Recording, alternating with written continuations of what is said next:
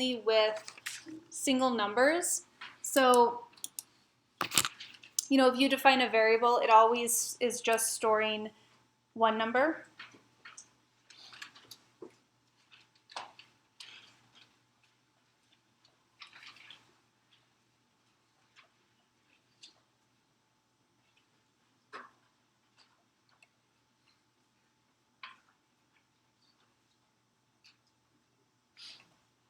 You guys see that okay? Okay. In this topic, we're going to start looking at storing multiple numbers in a single variable.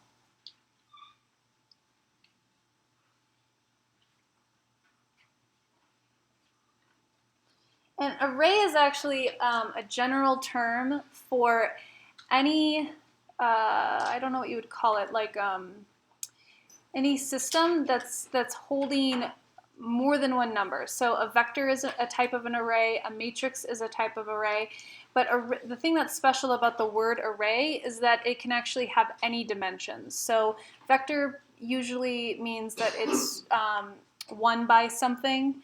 A matrix usually means that it's two-dimensional, but arrays can have higher order dimensions. And in my field, computational fluid dynamics, we actually deal with arrays that have up to 4 orders. So we always call them arrays or tensors for that. And the most general way of thinking about an array is that it's an organized collection of numbers. So for some reason, there's some common theme about each number that requires it to be stored in the same variable. And the thing that's important about arrays is that MATLAB, what does it stand for from last topic? Matrix Laboratory. And it's kind of the foundation of the software program, MATLAB, is arrays. It was designed to deal with arrays. If you learn how to program in MATLAB with the using efficiency of arrays, that's how you're going to be most successful in MATLAB. And they can be any size. So I'm going to just give you a couple examples. So you can have 1D arrays. And this is just important that we have the same vocabulary, because when you talk about dimensionality, people define dimensionality differently. So a 1D array means that it is 1 by something. So one that you've probably seen before is like a vector array. A velocity vector. So velocity has 3 components, x, y, and z. So this is a row vector. So the data is stored along the row of the array. And that's 1D array. A lot of times we use the arrow for those types of vectors. Other times it's just in bold. You can also have column vectors, if that is more convenient for some reason.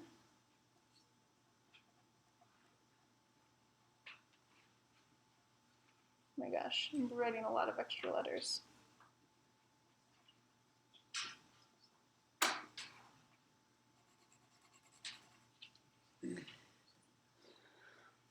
And so I'm going to show you the syntax of how to define this type of array in MATLAB. You can also have 2D arrays. So we often call those matrices. So you've probably seen like the identity matrix, for example. And then you can also have higher order. Now the problem is that you can probably visualize one order bigger than 2D. So you could probably visualize a 3D array, because you could imagine where that data would be stored visually in a 3D array. However, it is not required that you can visualize it in order for that order to exist. So you can have any size that it can go beyond physical dimensions that we understand, like the 3 dimensions that we have in space. So you don't need to be able to visualize it. It can go any higher, and I think I have you do that in the pre-lab for this one. So what I'm going to show you in MATLAB with a demo here is I'm going to show you the syntax for defining, manipulating, accessing elements. And those are the main things, and if I have time, I will also show you pre-allocation and cell arrays.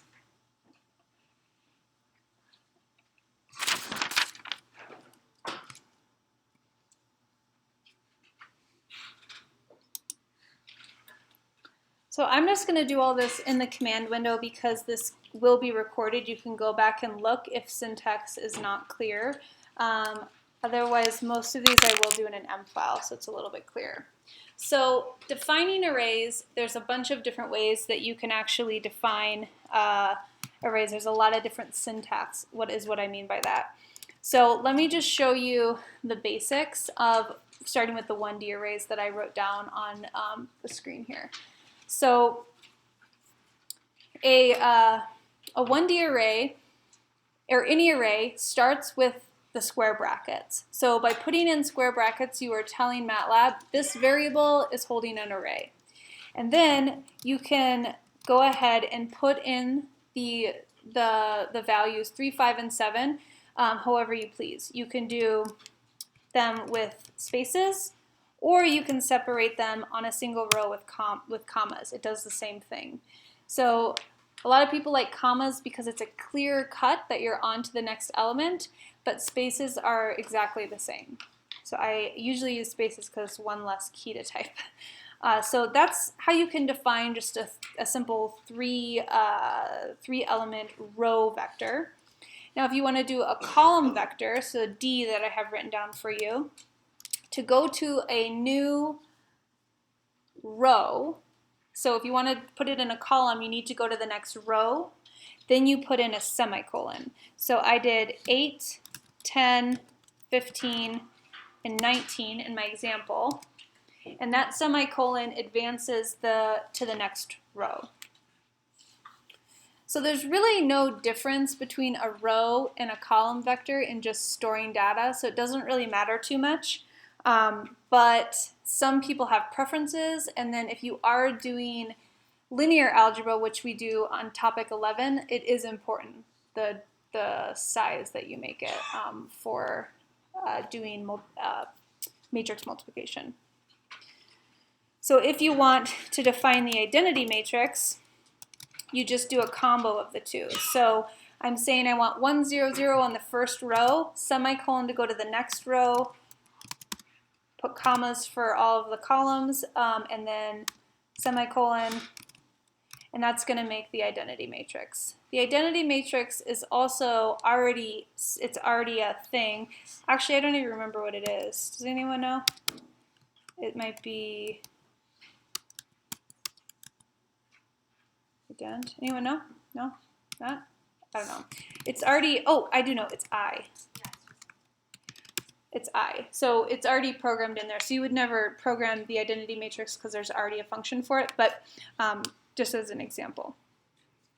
Columns. Okay, the next little syntax that's useful for defining arrays is the colon operator. Now the colon operator is really powerful because it takes out a lot of typing for you. So if there's a pattern to the data that's stored in the elements of the array, for example, you want to create an array of even numbers from 1 to 100, then you can use the colon operator, which I want to go from 1 to 100. So I'm going to do 1 colon 100, and then in between the first and the last element, you're just going to put the spacing you would like it to take. So that is creating, I want to do even numbers, so I need to start too. That's creating all even numbers from 1 to 100 with, so it's a spacing of 2. So there's 50 elements. So this was the command that I used. What you'll notice is when you are using the colon operator, you actually don't need the square brackets. The colon operator automatically assumes that the defined array isn't, that the defined string of numbers is an array. So you can use them or not when you do the colon operator. There's a couple other useful functions that you can use for creating arrays. Another one is the function ones, which creates an array, and it creates it the size that you put into it. So I created a 3x3 array of all ones, and there's another one called zeros. You're probably thinking, why would I ever do that? I won't probably talk about it too much today, but it's for pre-allocation. So in MATLAB, if you don't pre-allocate what the array size is, it actually can take really long for MATLAB to define elements of the array because it will automatically recreate one every time a new element is added. So a lot of times we pre-allocate by filling an array with zeros or ones. And so we do use both of those a lot, ones and zeros. Okay, so that's everything about defining arrays. I'm going to move on now to how to manipulate arrays. And what I mean by manipulate is doing any arithmetic, subtraction, division, multiplication to arrays. You're going to go through all of this in your pre-lab. So this is just like some few things about it. So let's say I want to take this D array that I have defined and I want to multiply every element by a scalar, say 2.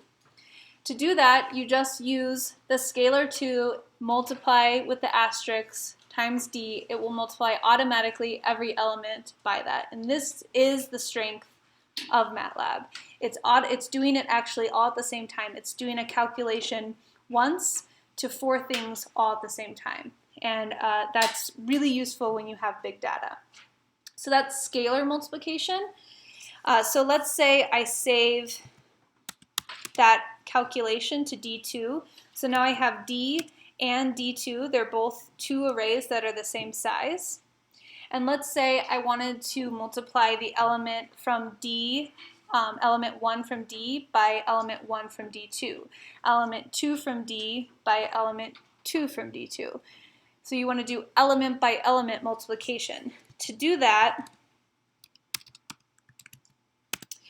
you do the multiplication sign, but you put a dot in front of it. And the dot in all arithmetic gives you element by element multiplication, division, or powers, if that's what you're doing. So what that did is it took every matching element and it multiplied by each other.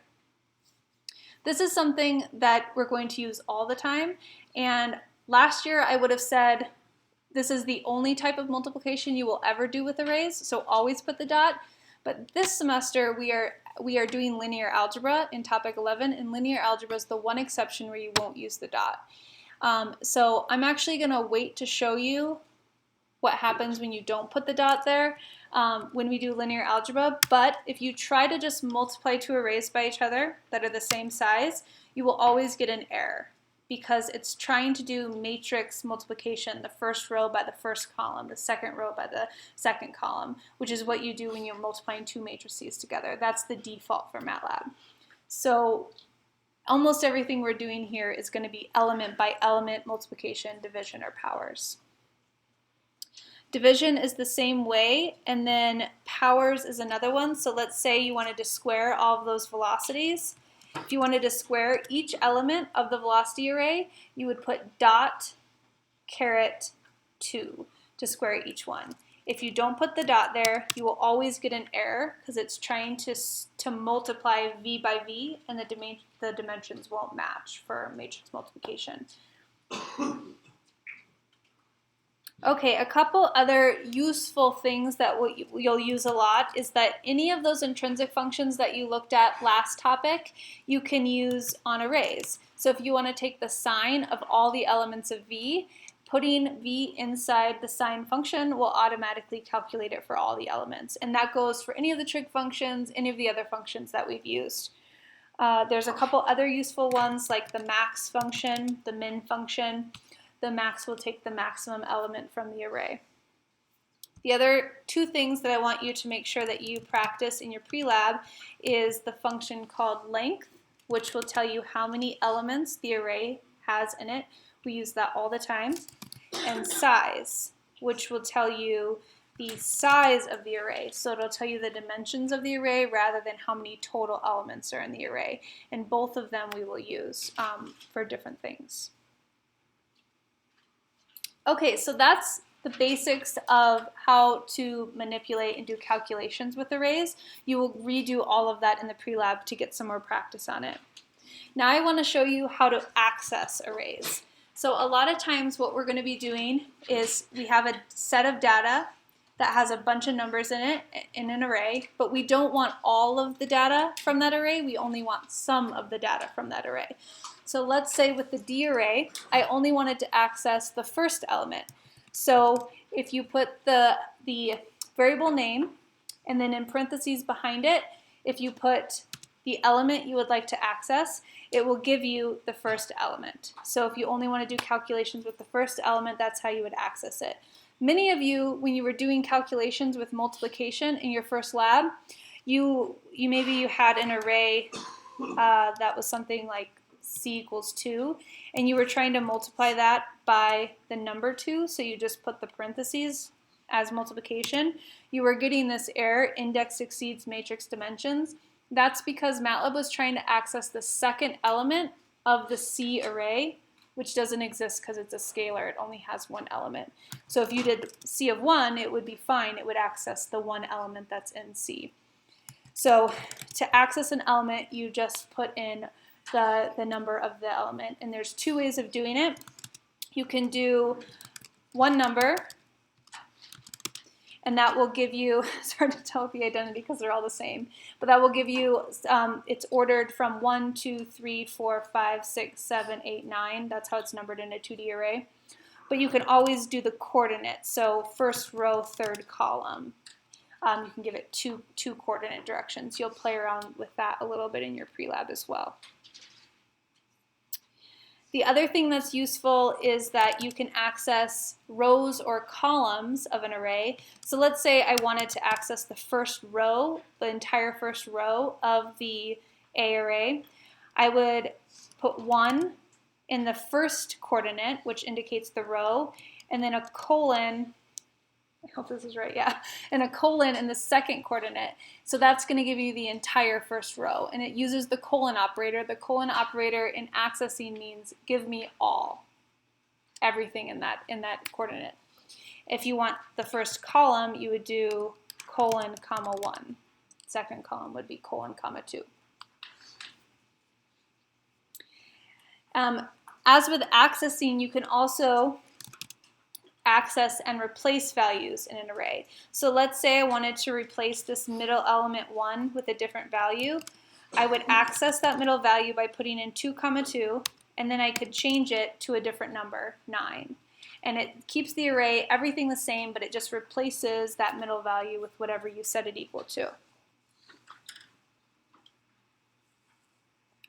Any questions so far about defining, manipulating, or accessing elements in arrays? Okay, so the next thing I wanted to talk about is a different type of array, which is called a cell array. Cell arrays are very confusing for a lot of people. The arrays that I've showed you so far are only holding single data types. So I've showed you arrays that are holding numbers only so far. But I could also put letters in an array. So I just made an array and it just has characters in it. And so if I go in and look at the first element of that character string array, I'm just accessing the first character. This is almost never useful because you never want to access specific characters of a string. It's always to display something. So instead, we use something called a cell array, which is much more useful when you have to use characters. So a cell array,